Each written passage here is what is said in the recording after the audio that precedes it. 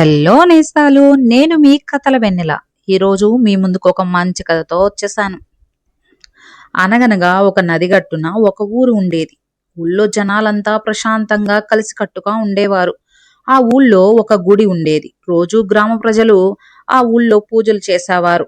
గుడిలో పూజారిని ఆదరించేవారు. అలాంటి పండంటి ఊర్లో ఒక సంవత్సరం ఉధృతంగా వర్షాలు పడి నది పొంగి వరదలు వచ్చాయి. ఊరంతా నీళ్లు నిండిపోవడం మొదలయ్యింది. ఊళ్ళో ఉన్న వారంతా వరద నుంచి తప్పించుకోవడానికి తమ ఇళ్లను వదిలేసి పక్క ప్రాంతాలకు బయలుదేరారు. అందులో ఒక పెద్ద మనిషి గుడివైపు పరిగెత్తి అందులోకి పూజారి గారిని కూడా వారితో వచ్చేయమని ప్రాధేయపడ్డాడు. వరద నీళ్లు ఊర్లోకి వచ్చేశాయి. ఇంటి గడపల దాకా నీళ్లున్నాయి. పరిస్థితి ప్రమాదకరంగా ఉంది. మేము అందరం ఊరు వదిలి వెళ్ళిపోతున్నాము. మీరు కూడా మాతో వచ్చేయండి. ఆ పూజారి ప్రశాంతంగా, నా గురించి దిగులు పడకండి. నేను నిత్యం సేవించే నా స్వామియే నన్ను కాపాడుతారు. మీరు వెళ్ళండి అన్నాడు. ఈ మాట విని ఆ పెద్ద మనిషి వెళ్ళిపోయాడు. కొంతసేపటికి నీళ్లు నడుము దాకా వచ్చేశాయి.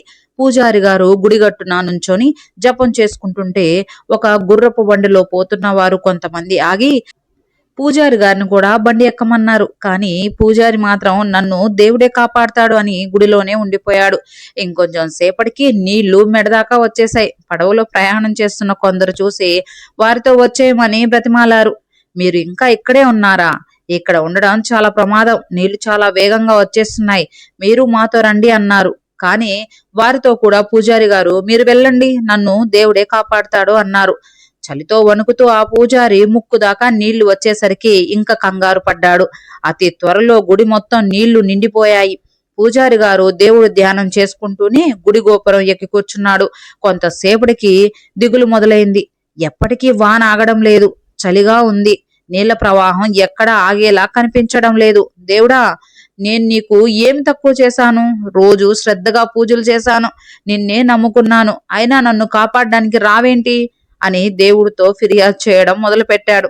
దేవుడు ప్రత్యక్షమయ్యాడు. మూర్ఖుడా, నీకు మనిషిని పంపించాను, బండిని పంపించాను, పడవను కూడా పంపించాను.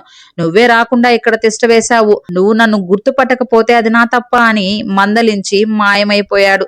పూజారికి వెంటనే జ్ఞానోదయమైంది. చేసిన పొరపాటు గ్రహించి క్షమాపణ కోరాడు. కొంతసేపటికి మరో పడవలో కొంతమంది కనిపించారు.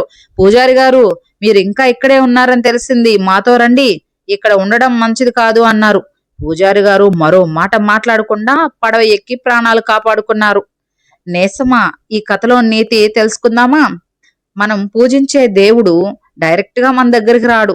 ఏదో ఒక రూపంలో ఆయన ఎవరో ఒకరిని మనకు సహాయం చేయడానికి పంపిస్తూ ఉంటారు.